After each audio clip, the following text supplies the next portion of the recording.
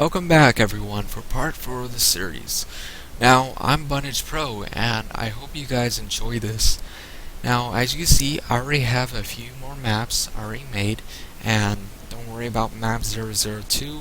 That is my practice maps for these series, so don't worry about this section, but the ones with the names are the ones we'll be working on. So with Mountain River, as you can see, it's a whole new map.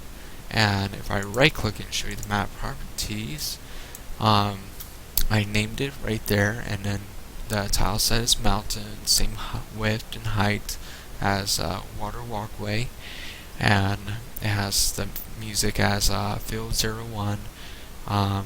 The secondary background music is the river sound, which is very good for the sound effects, and I'm going to go ahead and click OK.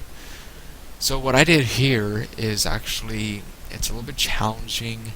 As you can see, there's a lot of things done, like this little cliffside right here, and with the bridge is really complex on the layers, and you'll see how I did that. And as you can see how the cliff is underneath the bridge side railing, including right here, and even the cliff side right here is underneath the bridge. And even on this one right here, it's underneath this one too. And I'm going to go ahead and show you how I did all of those. Layer 1, you see I did my ground, my primary ground, with the players going running around on and doing this thing. And as you see, I kept my little walkway back a little bit because I have my cliff right here, and I didn't want any of the land showing on the water, and I just did not want that.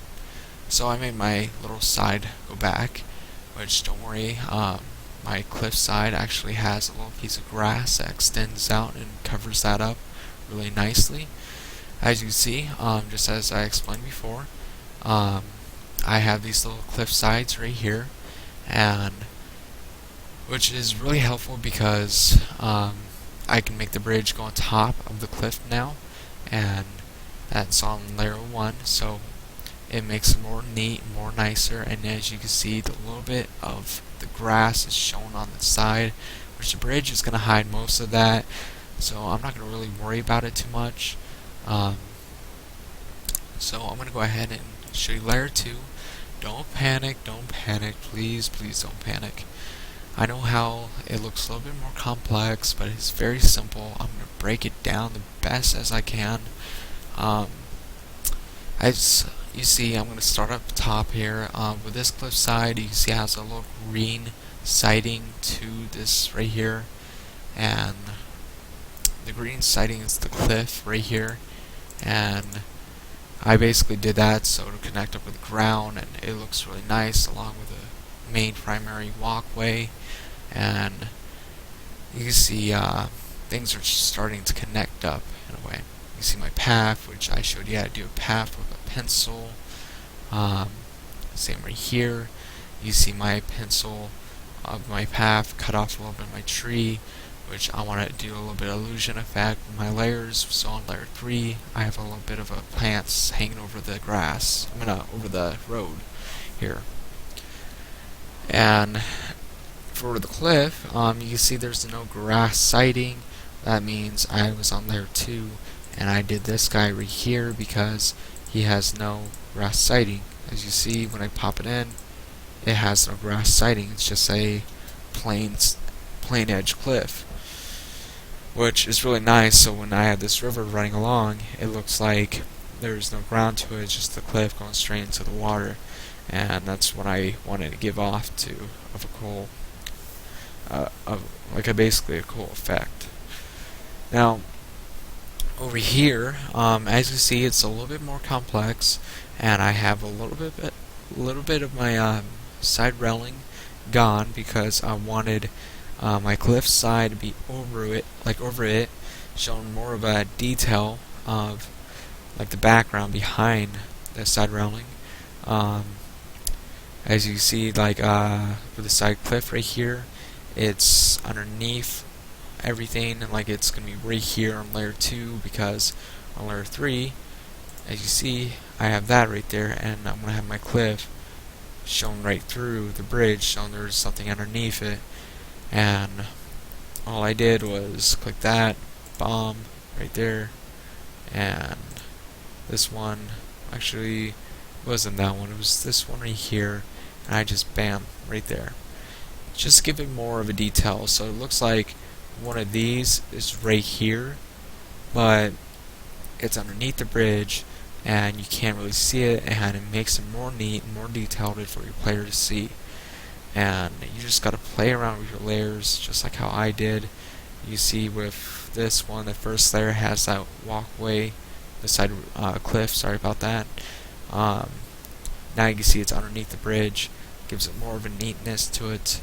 Layer 3, basic, you got the trees, and you got the little pieces of grass, a little bit of things like that. You got the other portion of the bridge that was missing, and you got this side too, which is very nice. You just gotta play around with it. So now on layer 3, with this walkway being on top, you can see the background of it, and it looks more neater, more detailed. So when your player runs around and sees it, he'll love it more and appreciate the map design. So with most of the trees being on layer 3, that means those layers are going to be on top of everything else. So with this tree, it's on top of the second layer tree, which I wanted to give it more of an effect. And you can see my other portion of my tree is back, and I added it in to give it more of an effect right here. So it's a little bit over the grass, it's a little bit over the tree right here. And you see I just cut out my trees a little bit, so I went like that a lot, and you can see I just been going back and forth, and that's how you just kind of go through and do things. Sorry if that took a little long time of explaining how I made this map so you can copy off of it, but it's a very simple map. As you see, it's just like bam right here. It's very, very simple of a map design. I'm going to go ahead and show you how to connect these two maps, which I know they don't really look identical because of these sides right here and then the tree, and you see the cliff is a little bit higher than that right there, and you can also see the tree is a little bit different than the other one, including the road. The road's a little bit different, which I recommend you always make your maps match up on the edges, because you want your player to know that he's on the same kind of map. You don't want him to be like running around in an ice map and then boom, he's in a lava kind of cave or something. It would be very odd looking and be not really matching up, and you want it to match to make it look nice. So I want to go ahead and show you how to do transfer player, how to make him go to Mountain River, and I hope this is going to be very easy and understandable. Now here's the thing, I like to do 3 spaces out for the events to transfer the player. So when the player is running along, if he goes down a little bit, he can still transfer the map, and if he goes up a little bit, or if he's behind the tree and he touches that, he can still transfer the map. Now, as you see, I'm not going to have anything right here, because when the player comes back to this map from the Mountain River, when he comes from Mountain River to this one, he's going to be out one space when he respawns facing to the left, and that kind of gives it more of an opportunity where the player can go up, he can go down, he can go side to side, or he can go forward, or any kind of thing. He can make his own decision going this way, basically. And then right here, if he goes right, he can actually transfer the map back to the other one with no lags or glitches. And I'm going to go ahead and begin this.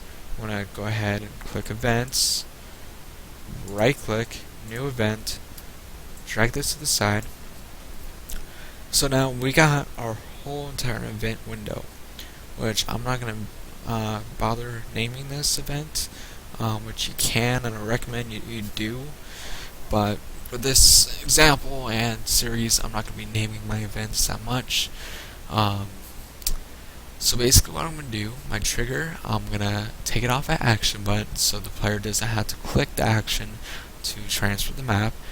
I'm going to make it player touch, so when the player is running along and he touches it, he'll transfer the map on his own free will.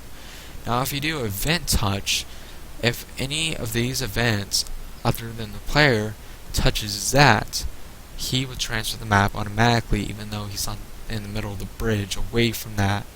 So keep in mind, don't do event touch for this example, because it's just very bad if you do that. It just does not look good.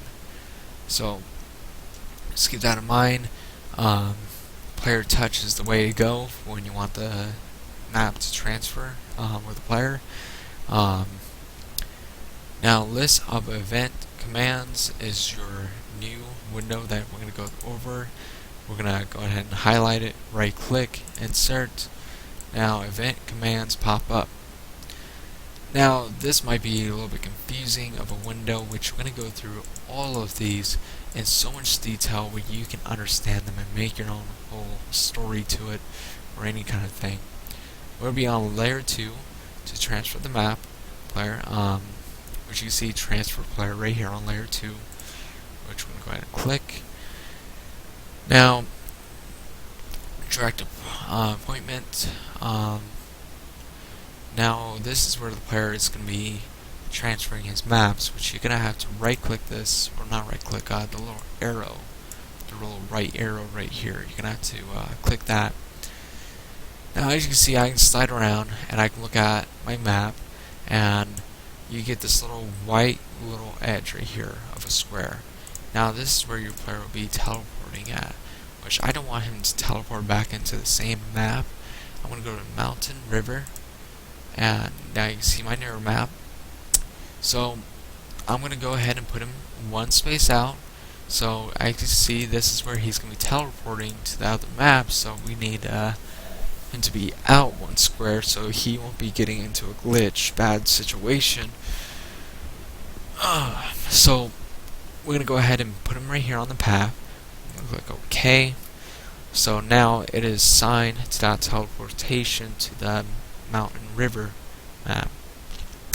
So direction, what this means, what kind of face, like do you want him to be facing to the left, or do you want him to face to the right, or do you want him to be like when he comes to this area, wherever arrow key he's clicking, he'll face that direction when he pops up on the other map, which I just explained. Retain is whatever direction he clicks on the key he will be facing, which we don't want that. All we want is to the right. So when he clicks this, well, when he slides into the event, he will switch the map and he'll be facing to the right. Fading, that means it's going to slowly turn to the other map, which makes it look really nice. I like fading, which you see everything come into play. This is all done. Make sure player touch is on. OK. Now this event's here. I'm going to go ahead and click it. Control C, Control V, Control V to duplicate it and pop it into 3, just how I was explained before. Mountain river. We gotta do the same kind of thing on this side. So new event, player touch. I'm gonna go to this player, transfer player, and we're just gonna repeat the process in an opposite way. As you can see, my events are right here, and I can't have him right here respawning in the middle, because if he goes to the right or left, he will teleport automatically, which is very bad, and it looks really anger like when the player plays. He'll be so pissed. So don't do that. One square out is always good, and make sure it's on the path so he'll be aligned. Okay. Now for this direction, he'll be facing to the left because he'll be walking to the left to go to that map. Fading, yes, to match it up with this other fading. I'm gonna apply. Okay. So now Control C, Control V, and Control V. So we duplicated that. So now every time we click the player again, see the map. It's very nice. And I'm not teleporting. right when I go to the right, I teleport, and you can see my player's facing to the right, just how we assigned him, and he's right in the teleportation square that we put him in the first place. So now you can see him, he's running around, he's on glass, he's checking out the map. So anyways guys, I hope you enjoyed watching how to transfer the player mount, and sorry if this was long, and sorry that I didn't make this map from scratch for you. I just wanted to get to the point, and it's the same exact way how I made that one the first time, so please watch the first 2 tutorials to show you how to make these kind of maps. Yet again, the bridge area is a little bit complex because I wanted the texture to be underneath the bridge, things and there too, making the clip right there. Layer 3, the side railing, you can see right there is covering up everything else. Pops out more than anything. So it's more nice. Anyway, so next part of the series, I'm gonna actually put a man or a woman or something like that right here, blocking the bridge, and he's gonna be asking us questions, and we're gonna have to pay him like $50 of gold to cross the bridge, and make a switch, and when the switch activates, it's going to open a door right here, mist and smoke and things. It's going to be all kinds of cool effects. Hope you guys tune in. It's going to be very detailed, and I hope you guys will follow along with me and stay on this series and watch how you do things. So please tune in next time. Have a wonderful day, guys.